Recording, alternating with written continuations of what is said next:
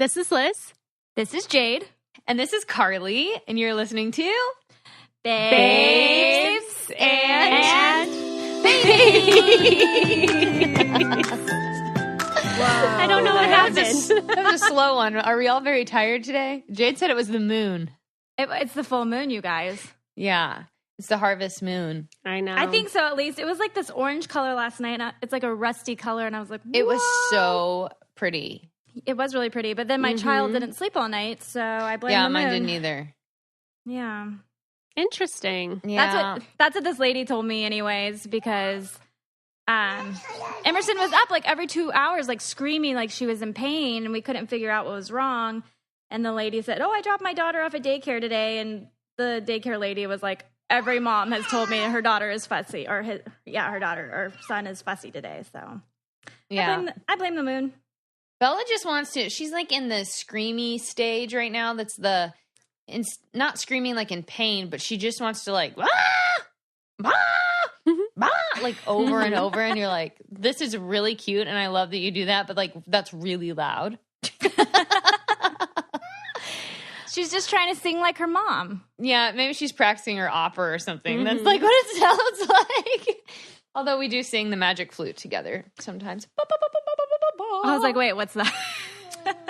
There's this like aria from this opera that is just like, it's just ridiculous high notes, and I sing it to her and she laughs every time. Aww, like it's so just really funny. Yeah, it's really cute. I think Bella Bass actually sounds like a stage name. Oh, I totally agree. It does. Yeah, right? Yes. Bella Bass. She does have a full-on personality. You can tell she already tries to like put on a little show.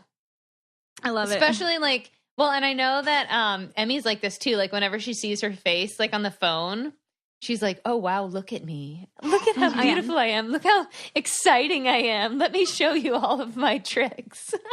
Yeah, Emmy will smile and say hi to herself now. She's like, hi. Hi. Oh my gosh, it's so cute. That is so cute. Evan and I went to the Taylor Swift concert the other day, and I realized, one, that Taylor Swift is amazing. She's like Britney Spears / Madonna now. I mean, her show is so big and like expensive and incredible that it's, I mean, remember Taylor Swift used to just be with her guitar? Oh no, not now. Yeah.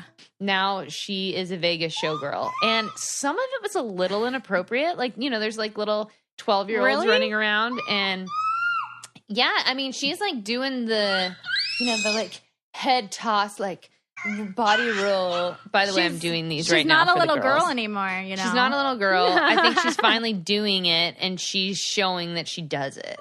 I realized I was old because let's see, we were probably 3/4 of the way through her set, and I looked over at Evan and I was like, I think we have to go. He's like, what? No. I'm like, yeah. I'm really tired, and like the traffic. I just felt so old in that moment. I was like, we have to beat the traffic. And I'm really sleepy, and I still have to be up with Bella all night. And he's like, okay. I mean, luckily my mom and dad are taking care of her, but it was, Taylor Swift is so good, you guys. So good. I actually was just listening to her the other day. I haven't listened to her in a long time. And the other day I was shopping and I put her on. I'm like, man. What album did you put on? Is good. Shoot. I still think it wasn't her newest one. Was it 1989? 89 or whatever it is, 1989. It's so good. Yeah, you know, I mean, I don't love her new music as much as I loved her old stuff, but the show was just, it was unbelievable. I was going to say, I think with country music, you can't really put on a show like that. Pop music opens up so many different opportunities. 100%. Even people they call like entertainers in the country music area, like sorry, my child, like Luke Bryan, like what does he do? He just like walks around the stage, you know, and like sings. He shakes his hips and his butt. I know, and they call that like country entertaining. I'm like, yes, totally. Yeah, because like, well, you know who does though, but she's still crossover. Carrie Underwood puts on a good show. Yeah, but also her songs are very like, I mean, they're like those powerful, like upbeat now, like, I'm gonna mess you up songs, you know? Right. So, Woman on a mission. She puts on a good show though. But you know what I did think, though, like Taylor Swift is, I mean, okay, so Carrie Underwood and Taylor Swift are very different singers, right? Yeah. I did miss, like, you know when you walk out of Carrie Underwood concert and you're like, she is such a good singer. Oh my God. Like, I missed those moments because Taylor is a good singer, but she's not like a belty vocalist. Like, yeah. Yes. And I missed that. Right. Yeah. Like Taylor Swift's a good performer. Yes. You know? Totally. And she was like acting and doing all these things and Yeah. telling jokes. Mm-hmm. She's dramatic. Yeah. She was so dramatic. She's the best. Like our children. Vito and I, we went away this last weekend and we were listening to a bunch of songs and I put on like an old Shania Twain album that I loved. And then we were listening to Celine Dion and I've seen Celine Dion once and I told Vito, I was like, before she's done with her Vegas show, we have to go back and see her because I think she's just one of the like greatest voices of all time. And it's just like when she belts that out, you like feel it in your soul. It, like, you know, it's like flawless. the energy, like, yeah, you feel it. Mm-hmm. I remember when Jade went to that show and then she came to visit afterwards and we were going in my car just listening to all Celine Dion and it was one of the greatest musical moments of my life in my car. You guys, Celine Dion is my life. It's true. She's so good. She's amazing. I mean, she's so good. It's ridiculous. Oh my gosh, sorry guys, my nose is so itchy. And we were driving up there and I put on this song. I love her song, A New Day. And she wrote it about how she was trying to get pregnant and she couldn't get pregnant. And she's like, the world thought I had it all, but I was waiting for you. And she's talking about her baby boy. And I'm like playing it for Vito. And then he looks over at me. He's like, are you crying right now? I'm like, I can't help it. It's so beautiful. I'm like just bawling in the car. Like she was waiting for her son and he came and it's so pretty. Oh my gosh. It's like her music's like that music that moves me. Totally. Oh, so good. Yeah. Where is that music anymore though? Like, there isn't that stuff anymore that like gets to your soul and then like tickles it or like twists and turns it to make you cry. Like, where is that? I know. God. They don't make them like they used to. They don't. You know what they also don't make anymore? Really good romantic comedies. Right. They don't. They're either like really dirty. Yes. And like inappropriate. Totally. Or I don't know. Yeah, it's just not a good classic rom-com anymore. You know, they were talking about that. Have you seen that new Filthy Rich Asians? I haven't seen it. Okay, I haven't either. But they were. I heard people saying that was like the best rom-com they've seen in a really long time. I want to see it. Yeah, I heard it was funny. Which one? It's been Filthy Rich Asians. Oh yeah, I heard that's supposed to be really good. I want to see it. I know, I want to see it. But yeah, we need more good rom-coms. Come on, people. Put some out there for us. Or even just a good romantic movie, like you said. Last night, Vito and I watched A Walk in the Clouds. Oh, yeah. That's a good movie. Oh, my gosh. That reminds me of you so much, Liz. That's like your movie. I love that. I haven't watched it in years and years and years and years. And Vito had never seen it. So we watched it with his mom and his nonina last night. And it's such a good, like, yeah, just a good classic romantic movie. Like, where are those? Yeah. Also, what is Vito's favorite movie? And what is Tanner's favorite movie? Shawshank Redemption is Tanner's. Really? Ooh, that's a great movie. Wow. Yeah. Okay. Evans is What About Bob? I love that movie. I love that movie. Liz and I used to watch that all the time. Yeah. I'm flying. I mean, he quotes it all the time. I was looking up yesterday on Amazon. They're like, what about Bob quotes, like on shirts? No, and he was like, I got to get them. I have to get all of the shirts now. Liz and I used to quote it all the time. We always used to go, I want. That is so funny. We were on this, we were on a shuttle the other day and someone, that knew Evan was like, oh yeah, we're going to Lake Winnipesaukee. And he's like, what are you talking about? I'm so jealous. That's in What About Bob? You'll have to tell Evan that Bill Murray bumped his butt to my butt at a party once. Evan will probably want to bump his butt against your butt. He bumped his... I was at a golf tournament that his family puts on. That's like a charity in Florida. And there was like an after party, and I was hanging out with his nephew. His nephew was my roommate in LA. And he comes by, and I'm talking to Drew, and all of a sudden I feel someone like bumping their butt to my butt. And I was like, who is that? And I turn around, and it's Bill Murray. And I'm like, oh my gosh. My God. What an accomplishment in life. I know. You know? And then he said something funny to me, and I do not remember. And because I was kind of like, what a bummer. I was like, oh my God. Okay, wait, what is Vito's favorite? Oh, yeah. La La Land. Oh, yeah. Really interesting. He loves La La Land. He cries every time. Oh my God, that is so cute. Wow, we have he three loves the piano. very different men. Totally. Based on these movies alone. Totally. Wait, okay, so what is y'all's favorite movie? Casablanca. Casablanca. Oh, that's a great movie. Okay. I don't even know that I think I've maybe seen part of it. Maybe I saw it a really long time ago. I can't remember. Oh my movies God. very long. What's I yours, love Liz? Humphrey Bogart. I feel like I can't just pick one movie. Okay, top 3.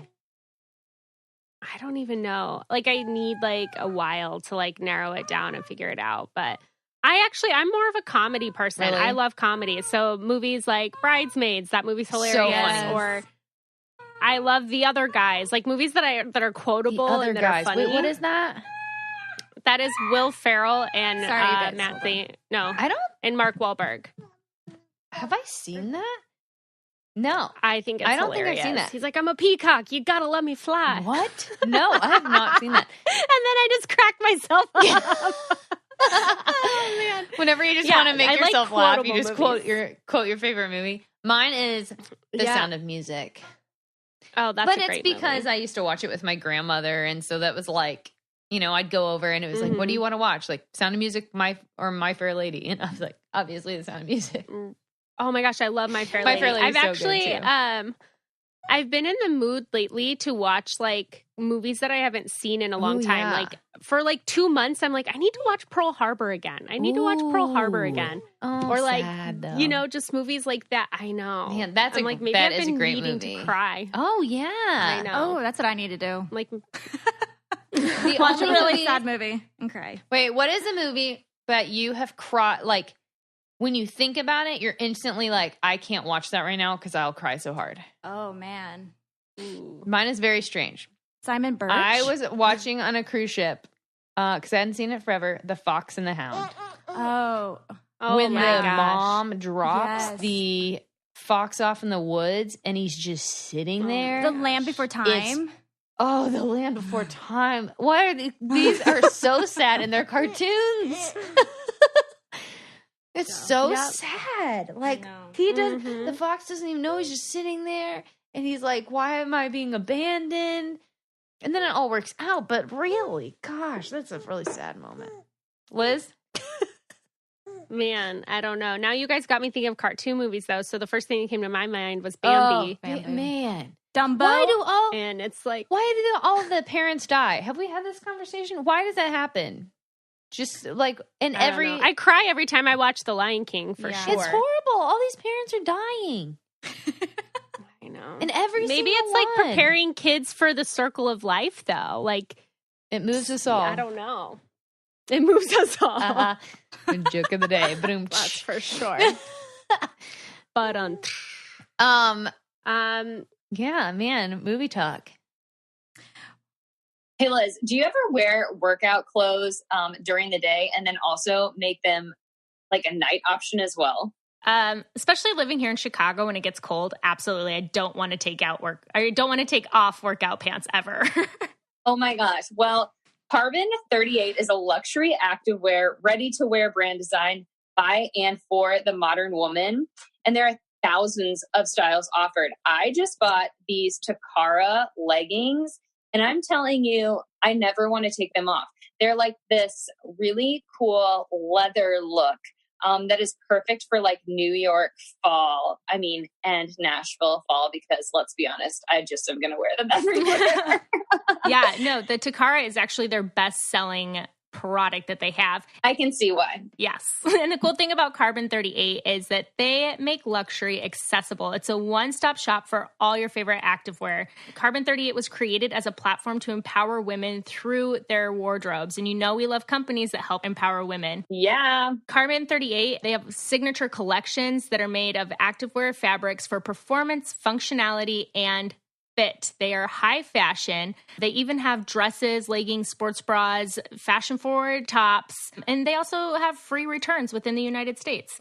I mean, there are so many options. It was hard to choose just like a few things. Like I wanted everything. Carbon38.com offers new arrivals from top brands every single day. And right now, our listeners can receive 20% off your order by going to carbon38.com and using our code BABES. That's carbon38.com, promo code BABES for 20% off your purchase. Well, we want to do something different this week, right, guys? I'm just going to transition us. It's a hard transition. Yes. So we are going to have, we're doing kind of little interviews now with us, right? So we wanted you guys to get to know us better as the co-hosts of Babes and Babies. And this week, it's all about Liz. Yes. Hey. Hey. I wonder why you guys picked me to do it this week. I don't know. So Liz has a major I wonder why. life announcement to make. But you have to stay tuned to hear that at the end. Ha ha, suckers. And you better stay tuned because it's a good one. Well, and because I'm super interesting, so you're going to want to listen to this entire interview. I'm so excited because even, I know a little bit about you just from your friendship with Jade, but I don't know, like I've never delved. Is that a word? Delved. It is today. Delved into the life of Liz before. And I also want to hear about you guys. Like, I want to hear about your first moment when you became friends and then your biggest fight. Oh, did we have a fight? Oh, man, I've had fights with my friends. I'm trying to think. Well, we'll talk about that later. Okay, so let's start. Hello, Liz. I'm glad you were born. Hello. Thank you. Thank you. When were you born and where were you born, Liz? Oh, my goodness. So I was born January 31st, 1987 in Laramie, Wyoming. My mom had she talked about this on our mom's podcast a little bit when we had them on for Mother's Day, but she had a miscarriage. And then with my sister, she had a lot of complications. My sister had to be flight for life. And so, and then my mom had another miscarriage and my dad was like, we're done having babies. Like, I can't keep seeing you go through this. And so I was a complete accident. Or should I say surprise? I was a complete surprise. And, my mom they didn't want to know the sex of the baby. She carried both my sisters the same. And then she carried me like she carried my brother. So she thought she was having a boy the entire time. And because she had so many complications with my sister, they were nervous to let my mom go full term. So they induced her. And the doctor said, do you want to get induced this day or this day? And she's like, let's get induced on the 31st because that was her mom's birthday. Oh. And so then I was born and I was a girl. And well, I still am currently a girl. But still female, but then my grandma's name's Elizabeth, and since I was a girl, they had only had a boy name picked out. What was the boy name? They thought I was a boy. I was gonna be named after both of my grandfathers, so I was gonna be Jesse Lauren. Oh. But instead, I was named Elizabeth after my grandma was born on her 75th birthday. My gosh, that's so cute. Yeah. And we lived in Saratoga, Wyoming until I was 1.5. And then we moved to a small town in Nebraska called Minutair. Is that where they still live? Shout out to Minutair. No. Minutair, Nebraska. Jade knows about that life. Wait, what is that life? What does that mean? What does that entail? Gosh. It's right next to a feedlot. So it smelled like cow poop all the time. Does that mean that you smell like cow? Like when you live in that, does that mean like if you drove an hour outside of it, would your body smell like cow? No. It would be like honestly, I've it's more always of like when wondered you that. go outside, like you open your door and you're like, whoa, that was a fresh one. Oh gosh, okay. And they had this tiny little market that Liz and I used to go to, and you could buy like 5-cent Laffy Taffies and stuff. And It's called Danny's Market. Danny's Market. And we would take like, our parents would give us like $5, and we thought we were so rich, and we would go buy all this candy and then set up our own fake little shop in front on her porch. Stop. And we play like store, and we like buy candy from each other that we just bought. Oh my God, that is so cute. Okay, so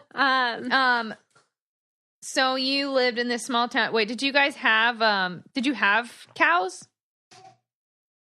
No. So I mean, the town basically consisted of like 4 main streets. Which it's weird because I moved out of there when I was 18, and I still have tons of dreams in that town, like where I grew up. Wow, that's really cool. Yeah. It is. It's crazy, but it definitely was like a super small town. I didn't go to school in Minutair though. My mom was a music teacher at a school called Community Christian School in a nearby town called Scotts Bluff, which is like the main town around there. And so I went to school there until high school. Then I went to Scotts Bluff High School. And that's Gosh, where your mom is a music teacher. Yeah. Yeah, she's a musical theater teacher. She was my teacher. Teacher, even better. Yeah. Oh my gosh, that is so cool. She's awesome. Oh my gosh, I feel like I did not know that when she was on. Oh, the questions I have for her now. Okay, so wait, is that where you guys met? So we met at Community Christian School. Okay. Actually, Jade came to, her family was moving there from Colorado, and she came to visit my school when we were in kindergarten just to see if she was going to go there. And then she came first grade. So do you remember her from her visitation? I feel like I do, but I don't know if it's just like a weird memory that I made up, but I feel like I do because I don't know. She was super nice, and I remembered her like when she came back the next year, you know? I'm pretty sure too we had a gymnastics class at the YMCA together because we had the same class with Danny Tuzon, and it was that summer before first grade. Yeah, that's something like that. I totally forgot about that. Yeah. Isn't that weird when memories come back and you're like, oh my gosh, what? But where did that memory go? Like, I still have it in there, but weird. Mm-hmm. So do you remember the first time you met each other? Did you have that moment of like, hey, let's be friends? Probably. I don't really remember, but you just always remember being friends. So I was a super talkative, outgoing kid. Like, I would go to the store and be like, hi, my name's Liz. I have a dog named Jellybean. I live here, blah, blah, blah. And my parents said, like, at my older brothers and sisters' games, like, we'd be sitting on the bleachers. They'd be like, where's Liz? And I'd be like, halfway down the bleachers, just sitting next to a random person and just talking their ear off. Totally and they're like, oh my gosh. And I think Jade was more quiet. And it was so funny because I remember at school, she was very kind of shy and whatever. And I remember, Jade, you invited me over to your house, and I came over, and it was when you still lived in the country in Minutair. And then this like crazy side of her came out. Like, we get to her house, and all of a sudden she's like, Power Rangers! Like, she does have have both of those sides, because lots of people are like, Jade's so quiet. And I'm like, no, she's not. She really is not. Right. At all. Yeah. That is so funny. She definitely was a wild child, but like, we didn't see that side of her at school at all. She was like straight A student, pretty soft spoken, she always creative, and just worked on her schoolwork and whatever. And then you like get her outside of that environment. Yeah. She was like, the craziness and like whatever. And we would run around amok, you know? Oh my gosh. So were you guys like always together? Yeah. Yes. That's so fun. Basically, first grade through 8th grade, we were at each other's houses every other weekend. Oh my gosh, that is so fun. I didn't have anybody really like that. Yeah, but I mean, it's harder as you get older because we went to different high schools, and then we definitely did lose touch like a few times. We kept in touch the first part of high school, then kind of lost it, and then back in touch, and then out of high school kind of lost it, then back in touch, you know. So, were you like, what were your hobbies like growing up? Like, did you play sports or like do art or like? I always wanted to be really athletic. And I think even now, like, I'm a decently athletic person, but I'm not, like, I can do something and I'm okay at it. I'm okay at a lot of things, but not really good at one thing. Okay.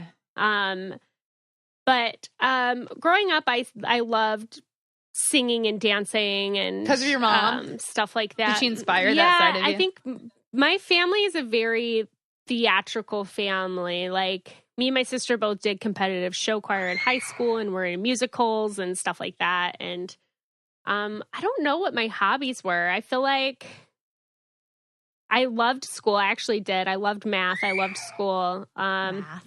I don't know. Jade, what did I like to do when I was little? I don't remember. What did she like to do, Jade? You want to know a weird phase that we went through? So, Yes. Oh my gosh. There was this store in the mall which had like 10 stores in it, and it was called Vanity, and they would sell nail polish. Oh my gosh. And Liz, do you remember our nail polish phase? So I had a huge nail polish collection. Yeah, we loved to collect nail polish. This was probably when we were 11, 12.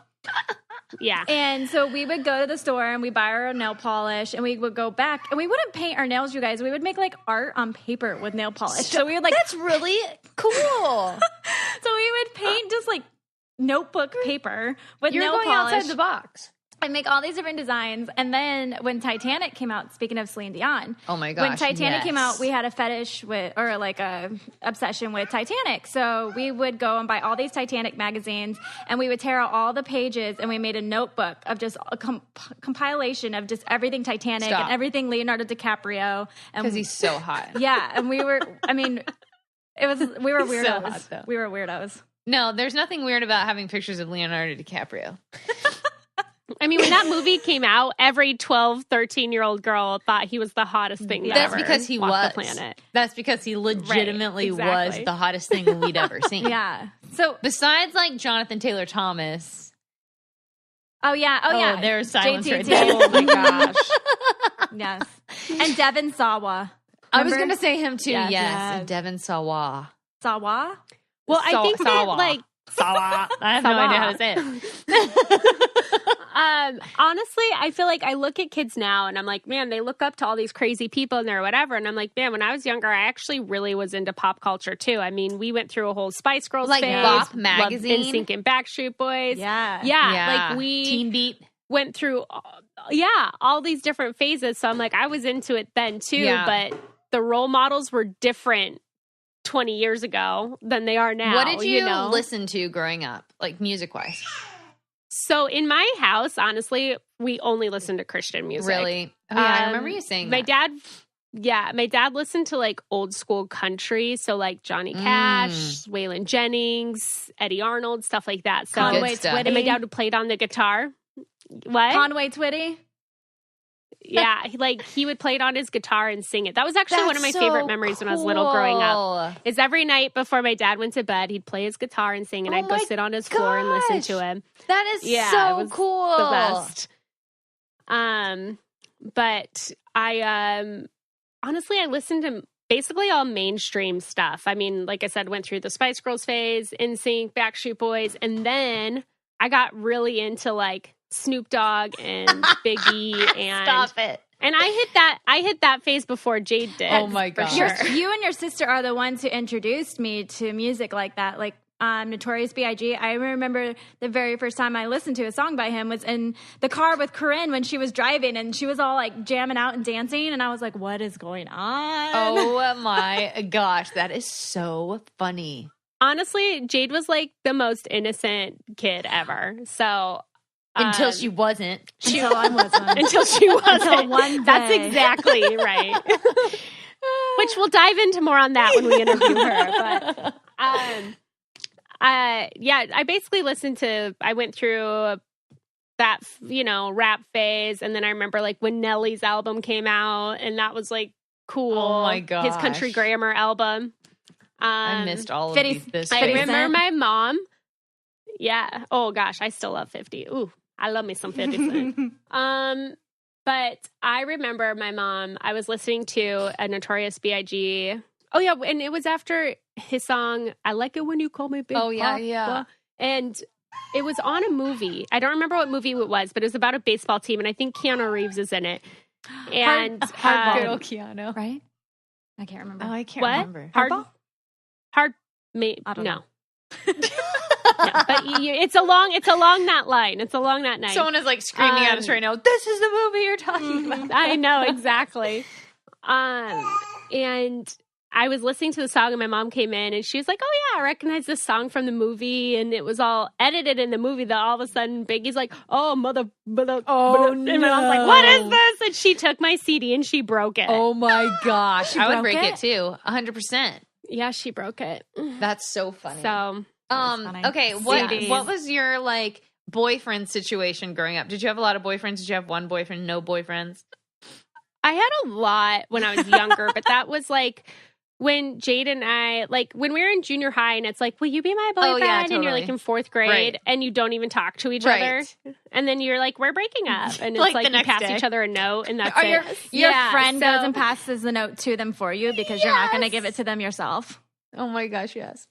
I feel like my first boyfriend that actually wanted to like hang out and do stuff was Brandon Schaub when I was in 7th grade. And we were boyfriend and girlfriend for like 2 weeks. And he'd be like, hey, do you want to meet me at the mall and like hang out? And I got so scared that I broke up with him. Yes. Because I was like, this guy actually wants to hang out. I didn't know boyfriend and girlfriends hang out. We actually have to talk. So, right. That was when you had and to also like, I was scared to tell my parents. Called each other on like the landline. Yes. Yeah, that was scary. Oh my God, my phone's going to ring at 7 and o'clock. And I'm going to talk to my boyfriend. I know. I was also scared to tell my parents because I hadn't really had a boyfriend before. So I didn't want to tell my mom, like, hey, can you drop me off the mall to hang out with Brandon, my boyfriend? And then she'd be like, who? And honestly, I talked to her later and she wouldn't have cared. You know, like I was just scared because I hadn't had a boyfriend. Yeah. But then I didn't have a boyfriend until my freshman year of high school. I dated this guy named Ryan Holzer for a month and he was the sweetest. He would write me notes and like leave them in my locker. And we dated for a month and we went to homecoming together. Made out pretty hardcore, you know. Wait, who was your first kiss? Brent Morgheim. Oh yeah. At the football game, right? Wasn't it at a football game? Oh my gosh, I love this right now. It's like, oh yeah, I remember that first kiss. I remember you when you made out with Brent Morgheim at a football game, and because you were hanging out with all the Scotts Bluff kids, and I was like so jealous because I didn't get invited, and I was like, wait, I really want to know this moment though. Oh, that's really sad. It's okay. Look what you did to her. She's scarred. Okay, I need to know. Like, I always love hearing the first kiss stories because it's like, were you nervous? Were you the one to do it? Were you waiting for it? Like, was it bad? Was it good? No. So I was at my friend Whitney's house and we were jumping on her back trampoline and she, behind her house was like almost like an empty lot. And then on the other side, another house. Well, Trevor Peets lived in that house and he was hanging out with my friend Brent. We're all in the same grade. And they came over, hopped the fence, and got on the trampoline with us. And Brent and I had been like flirting, whatever. And then I remember we were just sitting on the trampoline talking. And then he leans over and he kisses my cheek, then turns my face toward him, and we kiss. And it was a pretty good first kiss. I'm not going to lie. Yeah. Yeah, because that guy had some pretty bad kiss later. He did. But that's as far as it ever went. Like, we just kissed that one time and then it's like weird because then you stop kissing and then your friends are just sitting there like looking at you. Like, remember when you used to like kiss people in front of other people? Like, it's weird. Oh yeah, that was all really weird. That was so weird. Like at parties. Yeah, that was weird. Yeah, so that was it. So you had the freshman year guy you dated for a month, and then what else? What other boys were in your life? Well, I broke up with him because I was like, man, I really like you, but I'm just a freshman. Like, I'm not ready for a serious relationship. Like, I was just nervous. I'm like, I just didn't feel like I wanted to spend my high school in a relationship. So honestly, I didn't date anyone else till my senior year. So I didn't even go on dates. I went to like dances with guys. Like I'd go to homecoming or whatever, blah, blah, blah, with different guys. But then my summer out of junior year, this guy named Curtis Rindels, who Jade knew him because I had gone to school with him from kindergarten till our senior year. So, and he was my very first boyfriend in 4th grade. Yeah. And we went to, so just to reference too, like we went to a school that maybe had like 10, 12 kids per class. And that was it. Oh my gosh. So we were like all very, very close. Our graduating, You guys. yeah. My graduating class Our graduating was 8th grade class was 12. Oh my God. Stop. I'm freaking out right now. What? Well, no, but I mean, our high schools were a little bit bigger. So my high school graduating class was 202. Oh, that's good. Okay, you had options. But okay. there was 1,000 kids in my high school, but in our junior high, there was 12 kids in our graduating 8th grade class. Okay. So, and 8 of us had been there since kindergarten. Oh my gosh. Yeah. So he and I, outside of our junior year, started talking, hanging out, and then we ended up like making it official. So he was my first official boyfriend. So entering my senior year, he was my boyfriend. Gotcha. Definitely my first love. It's who I lost my virginity to. It was all of it. So yeah. Yeah, I mean, I definitely would say, like, looking back, I think, like, when you look back, it's like, man, you think you're so in love, and obviously as you learn and grow, your love changes. But I mean, I was, but I also know I didn't know how to, like, process it at that age. Right. Like, we got into the most craziest fights. Like, I remember one time he was driving down the road, and I was like, let me out. And he's like, no. And I was like, let me out. And he's like, no. So I opened the door and rolled out of his car. No. Like, while it was moving. You can die that way. You guys don't do this at home. You can don't try die. this at home. It wasn't, we weren't going that fast, actually. But, like, it was just, I loved him as much as my 18-year-old self could, you know? But this I reminds think me of, that like, Taylor Swift songs. I remember screaming and crying and kissing in the rain or whatever that song is. That's so funny. I'm so in love that I acted insane. That's so funny. So like I was saying last week, I was in the airport and Bella had a major blowout. And I started using Honest Company diapers and it has changed everything. Even nights, overnight now, I don't have to worry about Bella peeing all over the place. It is seriously the absolute best thing. They're so soft.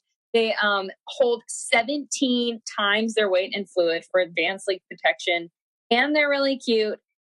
And they have great ingredients. They're made of safe ingredients. That's amazing. And that's also one of the reasons why I always recommend them to my new mamas, because they are hypoallergenic, they're eco-friendly, they're made without harsh chemicals and additives. It's seriously such an amazing brand.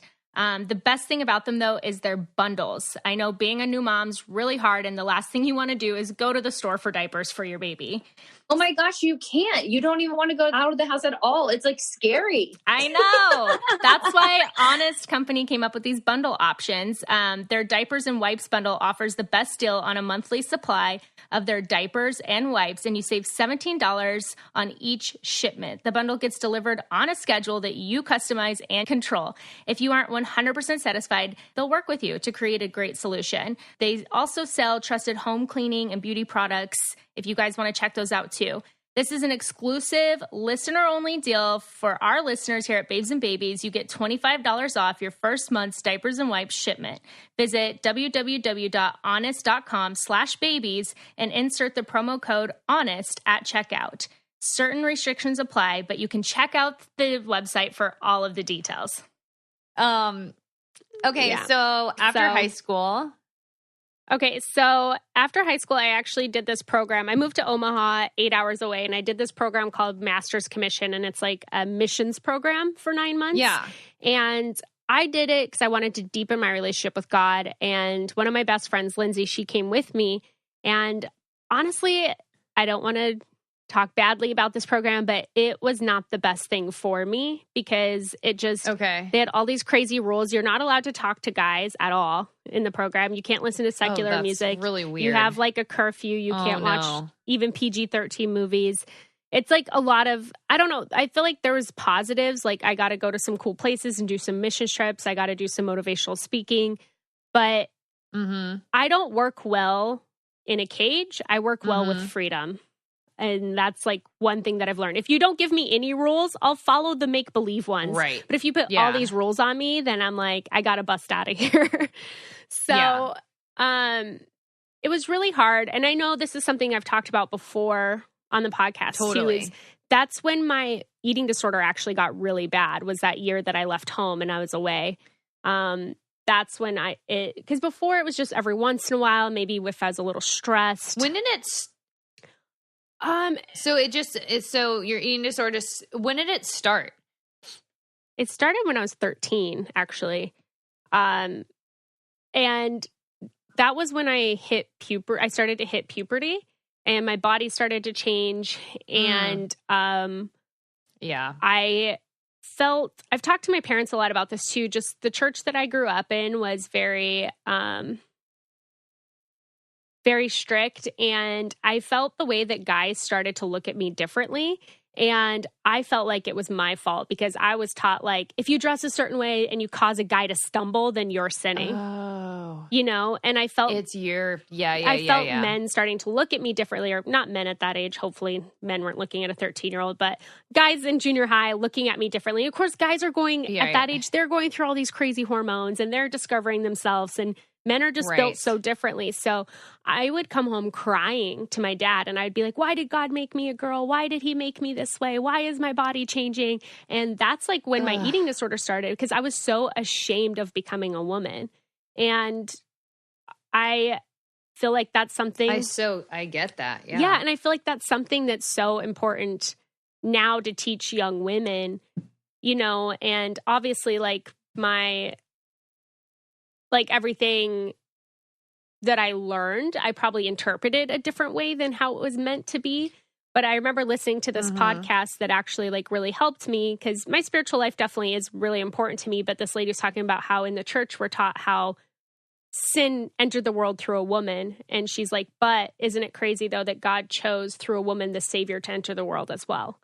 So it not saying that we were the sole cause of sin or whatever. So it was me repairing a lot of my relationship and beliefs around God and stuff that really helped me with the healing through my eating disorder. But I think when I went to that missions program, it got really, really bad because I was almost in this tug of war with God and with myself and with my beliefs and with my body.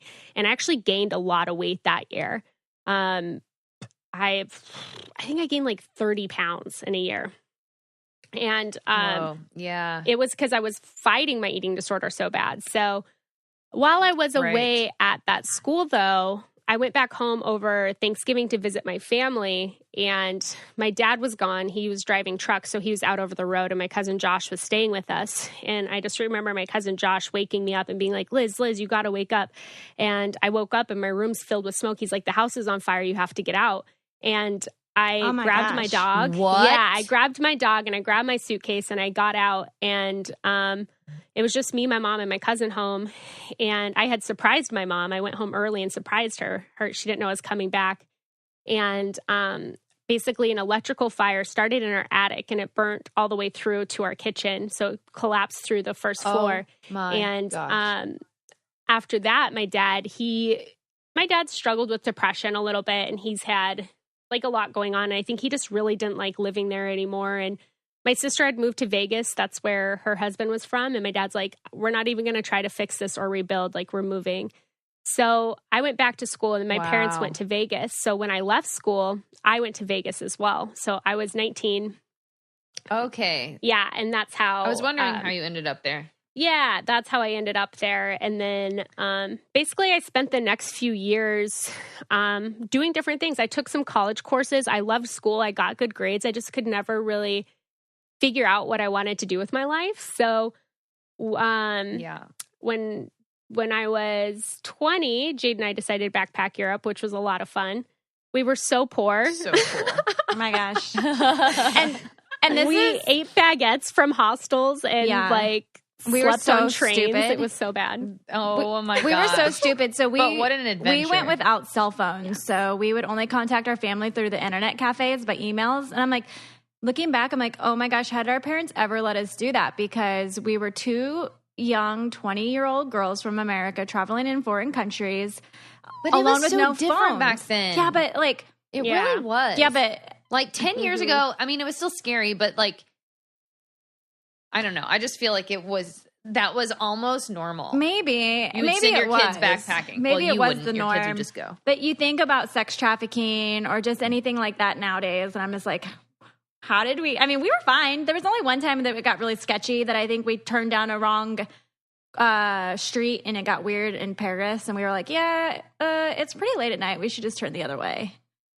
Pretty sure people were like smoking rock like on the side of the curb. How much money did you guys go with over there? Like $1,500. I want to say like, yeah. How I think long are you if there? that, 3 weeks? we were there for a few weeks. Yeah. And I don't even know if it was that much money because literally, Jade, we ate baguettes and slept in hostels. And I remember one hostel in didn't pay Hungary. for a lot extra. One hostel in Hungary was $11 a night. I remember that in American money. Wow. That's insane. We were living it big. Yes.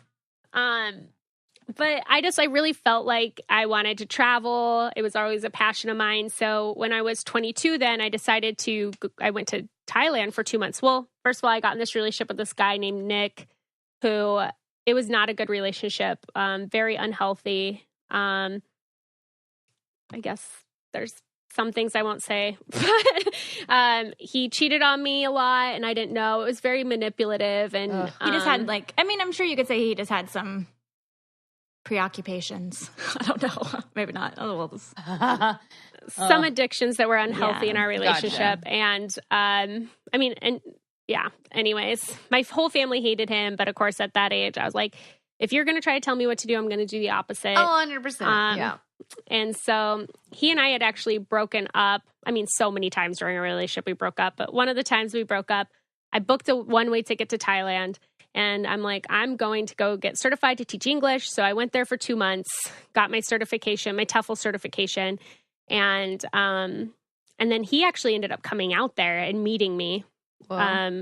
Like last minute, he was like, I'm going to come. I remember. Blah, blah, blah. I didn't want him to, but he did. And then so then we ended up dating again. And then, I just always worked in the hospitality industry. And then I think then while I was there, though, I realized that I had feelings for somebody else, like a good friend of mine. And so I came back. I didn't want to act upon it. I got back in this unhealthy relationship. And then eventually that ended. And when that ended, I went out one night and met up with my friend that I had feelings with. And I don't know, like our relationship kind of started. And that's the guy who I dated for the next 3 years. So I kind of I dated a guy from 20 to 21, 21 to 24, 24 to 26. So I was basically in a relationship all of my 20s. And and then during that time's actually when I started to do the doula thing.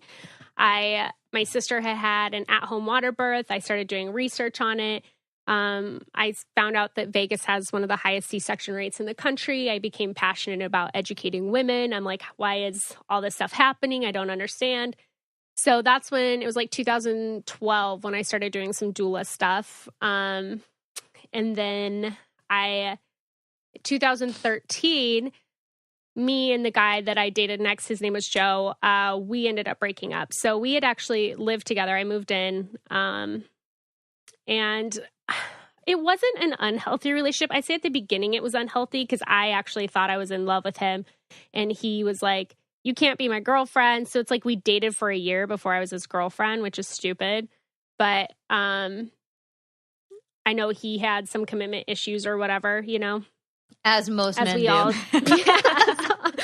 I was saying, I'm sure plenty of women can relate to that story. Yeah. Yeah. Well, and then we moved in. I was in not a good living situation. It wasn't bad. It just, I had a roommate who would lock herself in her room for like days at a time. And like there'd be a couple bottles in the freezer of alcohol that would be gone. And she was an alcoholic. And then it just didn't feel like a home. Yeah. I'd come home and she'd be passed out on the couch. And I'm like, are you okay? She's like, oh yeah, I'm just really tired. But there was like an empty bottle next to her. And I'm like, I don't know. It was just like weird. I never really made it home. I didn't decorate it. So I stayed with him all the time. So I just moved in. It was supposed to be temporary. But I mean, I guess I ended up living with him for 6 months, and then I moved out and lived.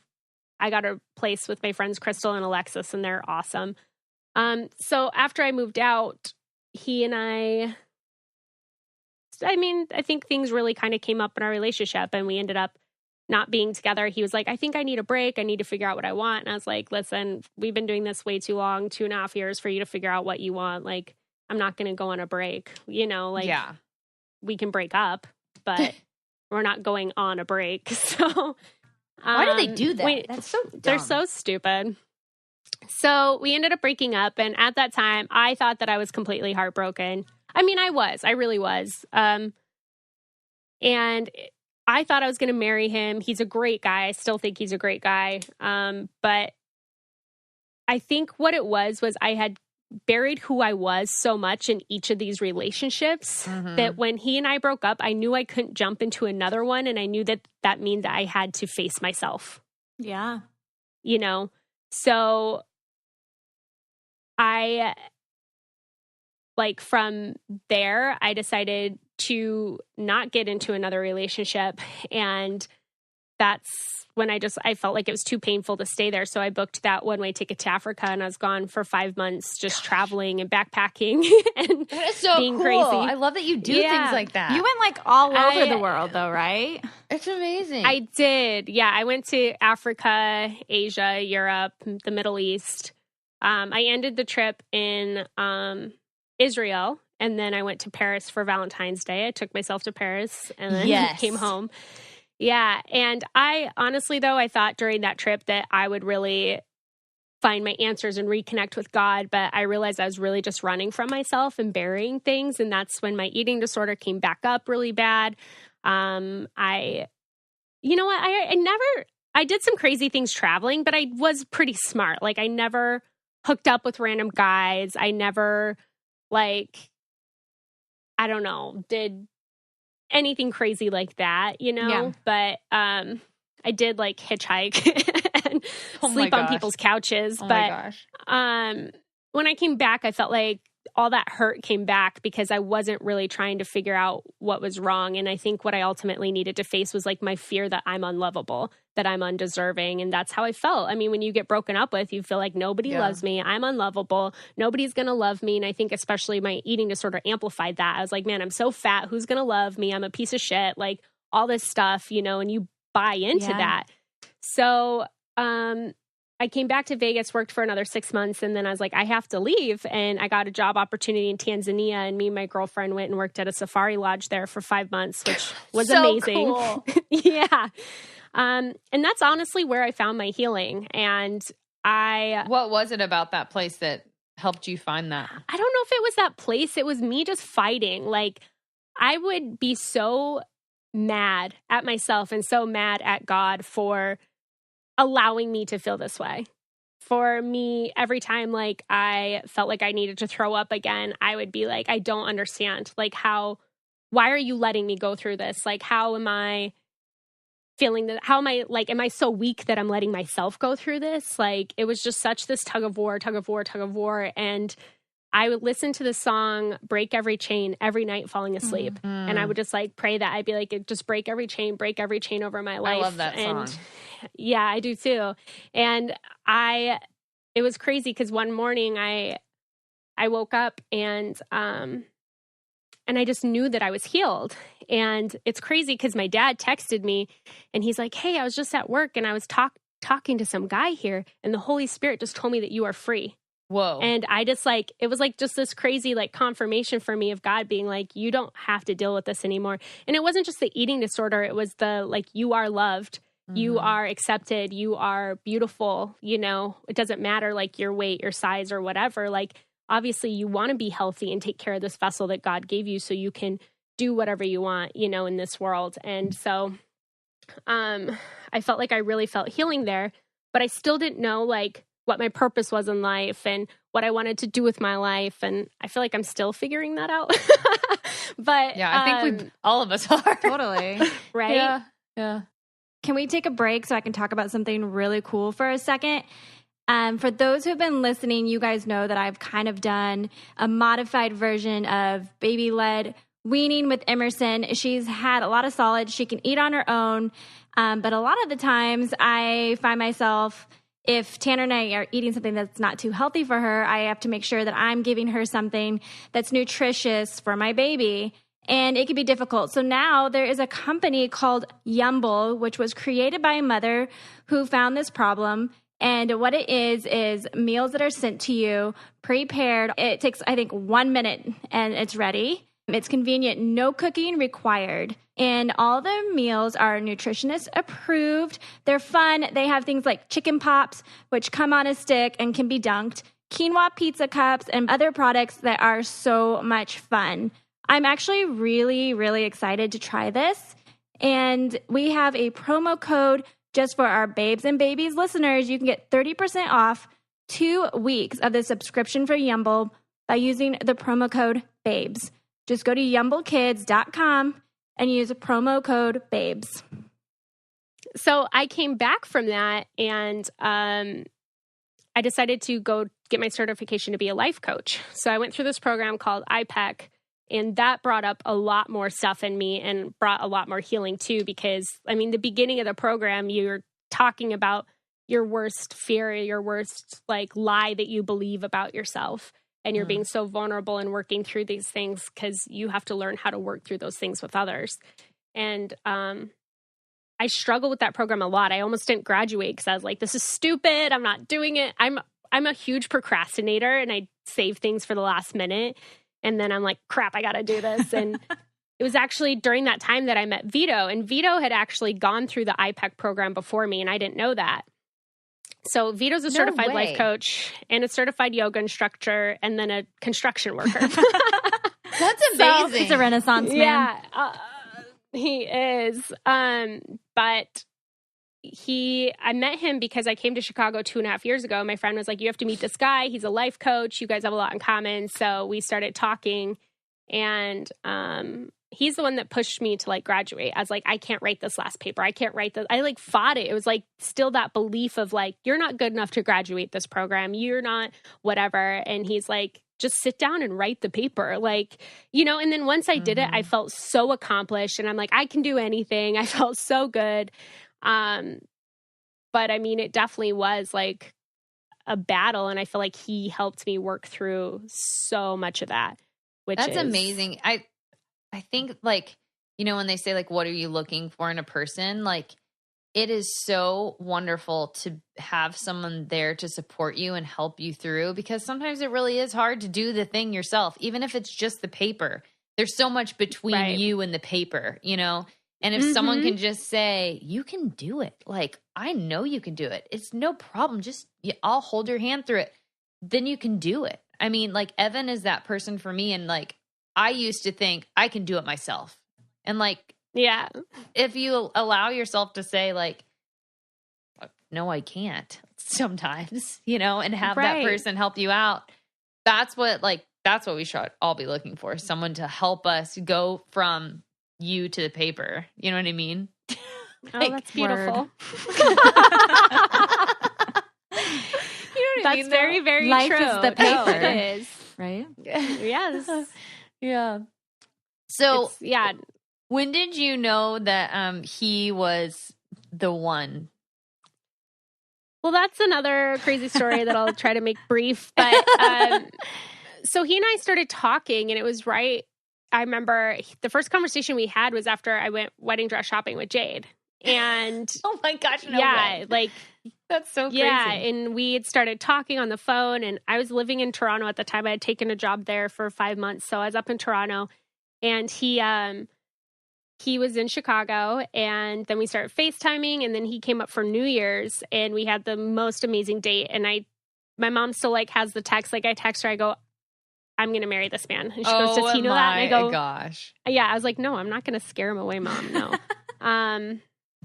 So we started talking, and it was just such an amazing weekend because we just had this crazy connection that you can't describe, and yeah, I know you guys know what that feels like to have that. And, but then when he left, I feel like a lot of fear set in for him because he had kind of a crazy past. And I think it was really, really hard for him to let somebody in again. And so he started kind of putting up these walls, and I felt like I kept breaking them down. And I'm like, I'm not doing this again. I have fought for somebody before, and that didn't work out for me. I'm ready for someone to fight for me. Yes, girl, yes.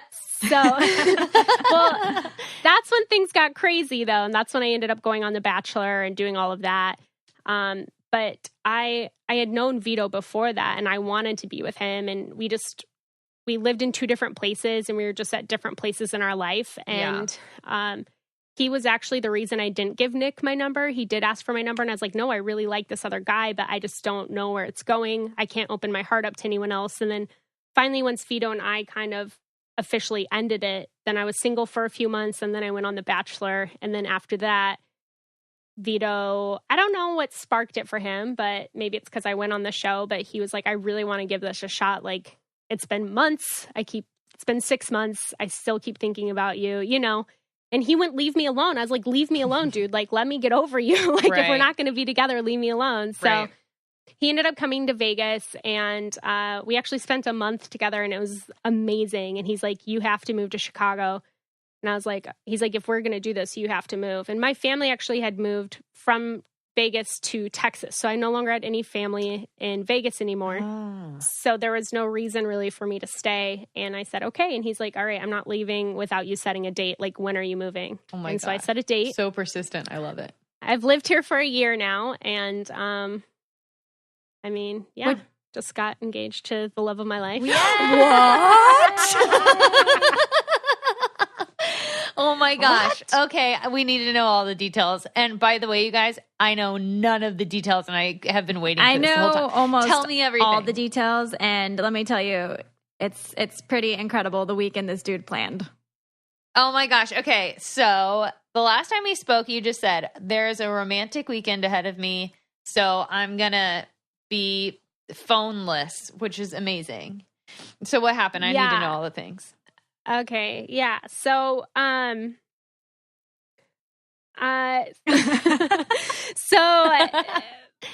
first of all, when I moved to Chicago, one of my love languages is quality time. So I told Vito, I'm like, listen, he lived in the burbs, I lived in the city. I'm like, once a month, you have to plan a date for us. I need quality time, blah, blah, blah, blah, blah.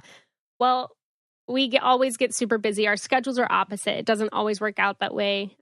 We usually get to spend time together on Sundays. That's also like family day. So we're always at a barbecue, a birthday party, something. So we don't get to spend a lot of us time together. And so he, in order to make up for it, he's like, listen, like I told him, I was like, well, I planned our weekend to Niagara. I was like, you have to plan the next thing.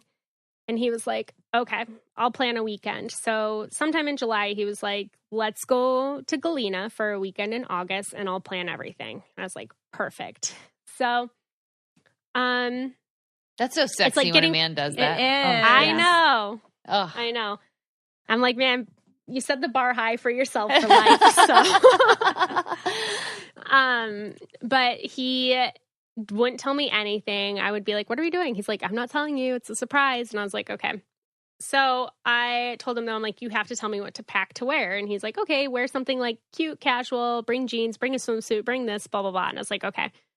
So we're heading to Galena. And I mean, we listened to Shania Twain, Celine Dion, had a great time. We get there, he had this place rented. There's this area called like Eagle Ridge, and we get there and it's like this like little condo, a bunch of condos. So we're like in this condo, we unpack. He's like, okay, like let's get ready. I'm trying to think if we did something first. I feel like we did something before the vineyard, but I don't remember. Anyways, we relaxed, got ready. And that night he was like, okay, let's go check out this area. So we're driving. And then he's like, yeah, I found this vineyard online. They said that they close at 6:00, but when there's a band playing, they stay open for the people who want to see the band. So let's check it out. And I'm like, okay. So we pull up to the vineyard, walk inside, and the lady is like, oh, you guys want to do a wine tasting? And we're like, yeah, sure. And I had gone to the bathroom. And then when I came out, he went to the bathroom, and she's like, okay, I'll tell you what I told him. Like, here's the packages. Tell me what you guys want to do. And I'm like, okay. So he comes out, and I'm like, you want to do this package? And he's like, yeah. So I was thinking, I was kind of suspicious, but then I was like, he obviously didn't plan like in detail, so it's not happening here. You know what I mean? Yeah. Because he's like, whatever package you want, blah, blah, blah. And I'm like, okay. And the way they were talking, like, I'm like, she doesn't know anything. So, come to find out, she grew up on the house that Vito bought a straight on. She grew up on the street over from him. That's crazy. Oh, weird. Yeah, and we're at a place like 3 hours away. And so we're talking and we try these wines and we're having a good time. And then she's like, well, if you guys want, before we shut down, she's like, I can show you in the vineyard, what grapes come from what grapes make what wines, the ones you tried. And we're like, yeah, that'd be cool. So we walk outside and we're walking down the vineyard. And honestly, I completely blacked out. So I just only remember what I watched on the video. I think, Carly, you said that before. Like, totally. I think when Evan proposed, you're like, I don't remember. But yes, 100%. So I saw the video, though. So now I remember. But we're walking, and out of the corner of my eye, I see like this table like kind of set up in the vineyard. And I'm like, what's that? And then all of a sudden, the Elvis Presley song, I Can't Help Falling in Love with You, starts playing like on a speaker. And I'm like, what's going on? And he grabs me and he's like, I love you. I want to spend my life with you. And I'm still like looking around. So he grabs me. He's like, do you understand? And I'm like, yeah, I understand you love me, but what's happening? And he then gets down on one knee and he goes, will you marry me? And I go, oh my God, stop. No. And then I go, yeah. And he said that like I paused for so long. He's like, wait, is she saying no? Like, what's happening? And then I was like, yeah. And then it was like all happy, whatever. And then he brings me over to the little table in the vineyard and pours me wine. And she brings out like a little platter for us to nibble on and just like leaves us alone. So we're in the vineyard for 3 hours, just like talking and calling our family. And yeah, it was so much fun. So amazing. I know. And then when we get back to where we stayed, I didn't know that he did this, but like written, he had taken rose petals and red vines. I love red vines. And he wrote out, I love you, and put like rose petals everywhere. And it was like super romantic. And he was like, this is just the beginning of our weekend. I have so much planned for us. And he's like, I wanted us to be able to enjoy it as fiancés. Oh my gosh. I know, it was so sweet. So then the next day he was like, okay, put your swimsuit on, let's go. And we went paddleboarding, and then we got back and he's like, okay, now you need to put jeans on. And we left and we went horseback riding. Oh my And then gosh. we came back. I know. And he's like, okay, now you need to freshen up, wear something cute. And we went in a hot air balloon ride. Stop and yeah, it was this so is much amazing. fun. This is like every amazing bachelor date ever combined into one weekend. I know. Wow, how special. Yeah, and then we went to brunch yesterday, and then it was super cute when we came back right when we got back into town, we drive into his parents' house, and they opened the door, and his brother and sister like pop champagne. Aww. And they had all my favorite things. Like his mom had asked him, what's her favorite food? She made burritos, and we had donuts, which are my favorite. And then she had daisies and lilies, which are my favorite flowers. And all his nieces and nephews came up to me and brought me flowers. And they all started calling me Zia, which is aunt. Cute. They'd always call me Elizabeth or Liz. And now they're all, here's Zia, Liz. And I'm like, oh, that's so sweet. That is so sweet. My cheeks hurt from smiling. Me too. Oh my gosh, he did such a good job. Such a good job. He did an amazing job. So, and the ring is legit. The ring is so pretty. It's so pretty. It is so pretty. It's huge. Yeah. It is. That's what I said on the video too. I was like, that is huge. Because I just always told him I wanted something simple, but he was like, I want to get you something that makes you like feel as beautiful as you are, you know? Oh my God. And he's been working so hard, so it's just so romantic that you know that he was saving for that. You know what I mean? He was working overtime to like pay for this ring, and that is just so sexy to me. So sexy. Oh my gosh. Okay, so have you guys like even talked about like dates or anything? We have. You have? Yes. We're throwing around a couple of dates, and we've already contacted a couple venues. Oh my gosh, this is so exciting. Yeah, it's going to be pretty quick. We're planning on getting married probably the end of February. So in 6 months. Exciting. Yeah. Oh and my actually, gosh. we're even maybe thinking if not the end of February, we might even do a New Year's wedding. Wow. Stop. That is so cool. So that's in 4 months. So that's really soon. And I was like, I don't know if we're going to be able to afford to do it in 4 months. I don't know if we're going to be able to plan it in 4 months, but we'll see. So I think we just really want to like get the next chapter of our life started. Totally. We want to totally enjoy being agree. fiancés, you know, like we Yes. want to enjoy that, but I don't know. I'm ready to join the baby making club soon. We are ready and welcoming you with open arms. Thank you. Thank you. Oh my Um, gosh.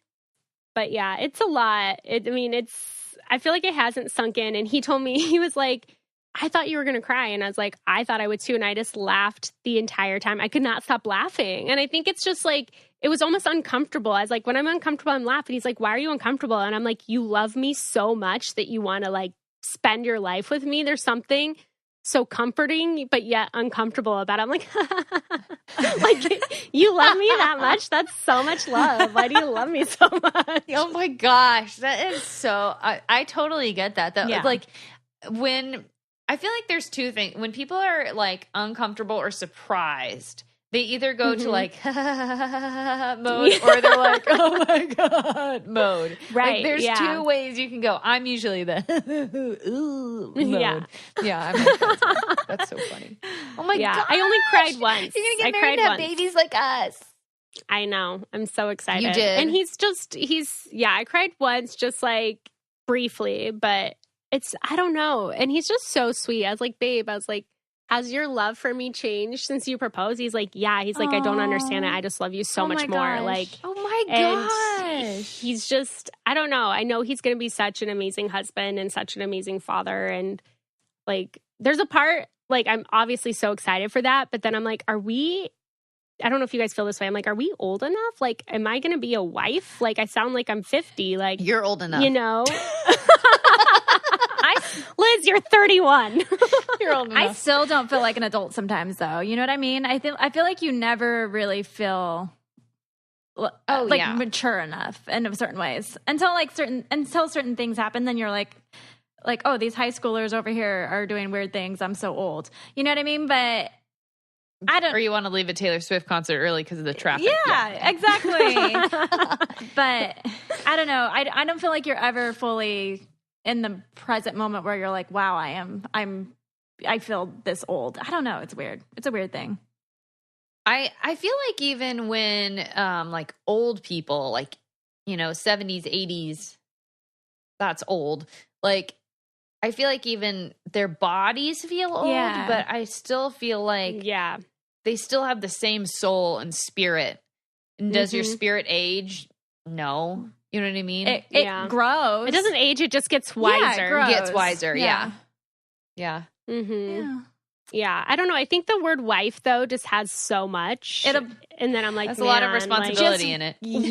Just wait until the first time he introduces you as his wife. It's like the weirdest thing and the coolest thing at the same so time. You're weird. just like, what? That came out of his mouth? It's strange, but it's really cool. It's Oh my very gosh, cool. Yeah, that sounds crazy. Yeah. Now he just keeps saying, he's like, babe, we're fiancés. Yes. And I'm like, I know. That is so cute. Yeah. Yeah, Oh. he's the best. He really is. I'm so happy I for you. honestly, thank you. I just feel like I don't know, like, I know you guys understand, like, it's just crazy how every choice that you've made in your life and every heartbreak you've been through and every journey you've been on and all the choices that we made led us to where we are and to our person that we're with, you know? Right. And although I'm not proud of all the decisions I made or things I did, like, I know that helped shape me to who I am and to know what I want and what I want in a partner, you know? And You'll feel that way too when you have your baby.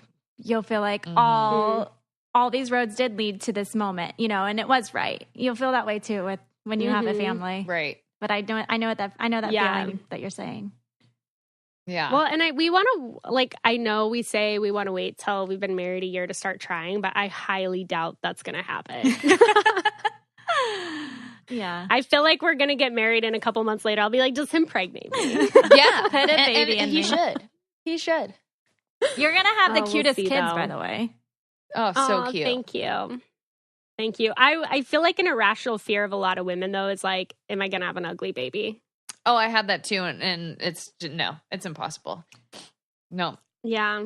But Your I just tell baby's gonna myself be if so I have cute. an ugly baby, they can still be a pretty person. Also, those ugly Yes. babies are still cute. Like they're still like Right. they're like an ugly dog. You know, like ugly dogs are cute. Right. Like they're all babies Yeah, they are are cute, cute. you guys, because they're just these cute little like Squishy little things. muffins. Yeah. That Yeah. you just want to eat.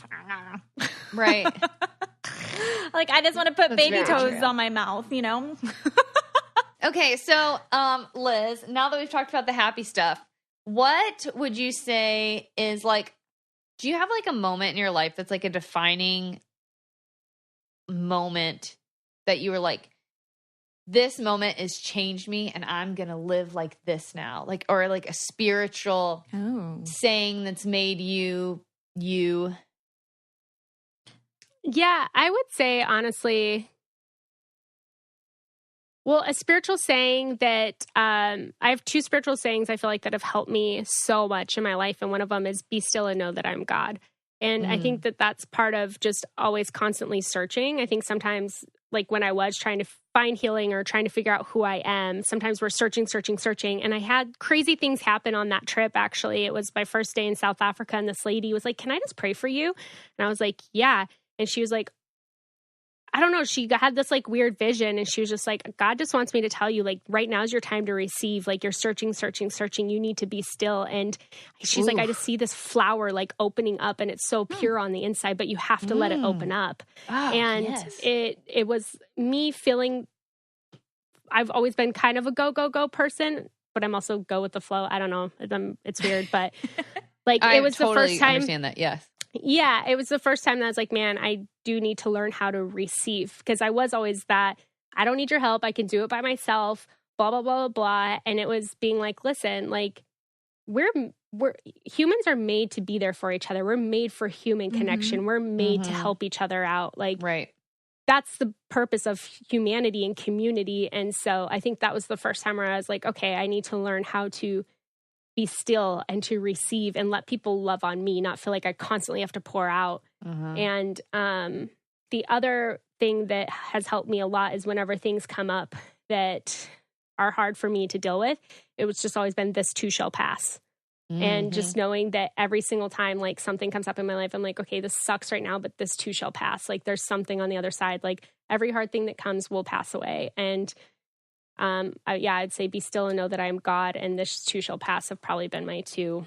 It's good. My two sayings. And I also feel like another moment for me was after the Bachelor stuff, because Vito and I got together right when that started airing, and just obviously it painted a different picture of who I am. And it honestly just forced me to not care what people think at all, you know, and just be like, you know what, like I know the truth of who I am.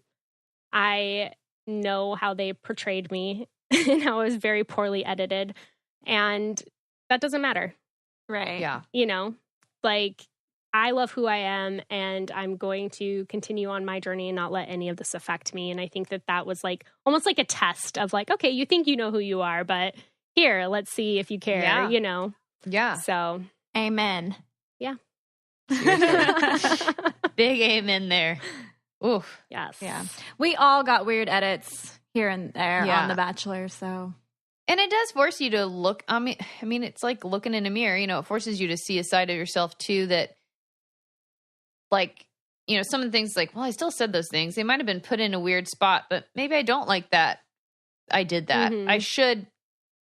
Like, it does force you to see the sides of yourself that you don't like sometimes. And that's also like kind of a beautiful gift in a way, you know? Because if it didn't trigger you, then it means it didn't bother you. So if you're bothered by it in some Right. way or shape or form, it's some truth of yourself. Totally. Yeah. Yeah. Unless it's just evil producers. Yeah. Well, some of it's that. Yeah, for sure. No, yeah, I definitely was like, I felt so poorly portrayed that I felt like I needed to like stand up against that. But then I was like, who cares? Yeah. Like it made me really, really think, like I really saw how much I cared what people thought. And then I was like, no, I don't. I can't let that affect me. Because I mean, I know you guys have gotten like people saying horrible things about you. But Right. when people are commenting on my stuff, like, you're a stupid whore, like, you're such a slut, and you're like, cool, guys. Like, You don't know me. you know? Yeah. Yeah. And, but then I was like, you know what? These people actually don't know me. Yeah. And honestly, those are just words that don't even mean anything. So, you know, Yeah. it really does make you just be confident in who you are and see the things that you need to grow in and change. Yeah. For sure. Yeah. I mean, your edit was so stupid anyway. I was like, what? It was Why so did they even stupid. do that? That was so dumb. Ugh. Whatever. I know. I played out a story they needed. You were just a character. Yeah. I mean, we all were. We were exactly what they needed when they needed it. And then they were done with that. Yeah. You know? And they're like, Yeah. I'm done with you. I mean, literally, that exact same thing happened to all of us. Oh, yeah. Like, we played our part that they needed. And then right when we were done with our part, we were gone. See you later. Yep. See ya. But yay, Bachelor. And okay, what is something that you want to, like, where do you see yourself in life? Like, what do you want to accomplish? Oh. I think for me, I have, like, I guess, a personal accomplishment and then maybe more of like a community accomplishment. And I think personally, I want to get more in tune with my body, and I want to learn how to grow some of my own food and really take care of my health. And I know that it's so hard for so many people.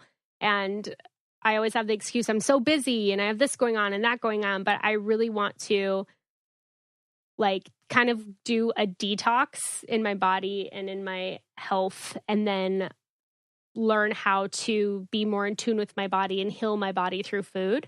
And then I guess community wise, like, I would love to basically kind of what we're trying to do too is just kind of create more conversations for women to feel that things aren't untalked about or uncomfortable, and create a community. And with the doula stuff, just really help educate women on their options in hospitals so that unnecessary things aren't happening. Just that women know that they are supported, that they do have options going into birth, that they can, that they do have a say. I just had so many women reach out to me and be like, I just felt like during my birth, I didn't even have a choice in any of the things that happened. Right. And teaching women that you do. And sometimes that choice is listening to what the doctor's saying because they have your best interest, you know? And sometimes that choice is like, oh, they're just following protocol. But if you would have asked for this thing, they would have given it to you. So just, I think accomplishment, I feel like if I can change one person's story or help one person out, then I'll feel accomplished. So with that question, where do you see yourself in 10 years? I see myself in 10 years living in the house that Vito bought. I love it. It's so cute. You guys have to see it. With our chickens and our garden, and just taking care of my family and having a podcast. And like, I want to hold workshops for women. And I actually, so I want to go back to school. And I want to, I don't know if it's through like a psychology degree or what, but I actually would love to eventually be a sex therapist. And that's currently my goal now. It could change a lot, but I would love to hold like workshops and work with women through like pregnant women, through healing with your body, and just women in general. Just like, as I mentioned before, I just felt like when I went through puberty, the truths that I believed about womanhood and the things that I carried for so many years, like I know there's so many women who feel that way out there, who are ashamed of their womanhood, who are ashamed of their sexuality, or who are, you know, ashamed of their bodies, and just finding a way to work with women to just be confident in who you are and who like, and comfortable with like whatever your desires or wants are, and figuring out how to get those and not be ashamed of those things, I guess. Man, so many women need help with that. I needed help with that. I mean, gosh. I still do sometimes. I know. I It's still just do so- too. I just don't understand. I feel like it's so crazy as women how we just inherently carry so much shame Guilt. for things. Yeah. Totally. And guilt. Yeah. And it's not necessary. That's not how we're meant to live. Right. You know? Jade, do you have any questions for Liz? I mean, you know her so well. I don't think I have anything else. I feel like this was like a really good podcast. I do too. Oh, thanks. Yeah. I feel like I know you so much better, and I love that. Well, thank you. And I'm excited for when we interview you, Carly, so that I can get to know you so much better. And oh, man. I'm like already sweating it. I'm feeling the love right now. I know I am too. Well, I'm so happy for you. I'm so excited for the next year of your life and also 10 years of your life. Yes. And I want you to accomplish all the things and help all of the peoples. Yeah. So now you just need to throw an engagement party. Can you throw one? Oh, yeah. She's like, we have one scheduled. Actually, I think we do. Vito's mom's throwing it, so I'll let you guys know. Okay. But I feel like it's the hardest thing, though, because everybody lives out of town. Totally. And so I know not everyone can come to an engagement party, a bachelorette party, and a wedding, Right. So I'm not expecting people to come to all the things. Because with his family, they have an engagement party, a bridal shower, a personal shower, and a bachelorette party. They have all these things. Whoa. All the activities. So... yeah, and so I'm like, I don't expect people, and plus we're planning on a destination wedding, so I don't expect people to travel for every single thing, Which is reasonable. Yeah, it is reasonable. Yeah, so. But we can definitely try. Yes. Well, thanks for opening up to us and telling us all about your life and the good, the bad, the ugly, the amazing. And for sharing your engagement story, because it's just the cutest. It is. Thank you. Thank you guys for listening and making me feel heard and asking me questions. Well, we love you, and we're so happy for you. I love you guys. And we'll talk to everybody else next week. And who are we getting to know next week, guys? Jade. All about me. The wild Mustang comes Yes, I can't wait. All right, thanks you guys for listening. Yeah, we'll talk to you next week. Wait, make sure to subscribe to our podcast and rate. Yes. Subscribe, rate, share, all the things. Yes. All right. Okay. See you guys next week.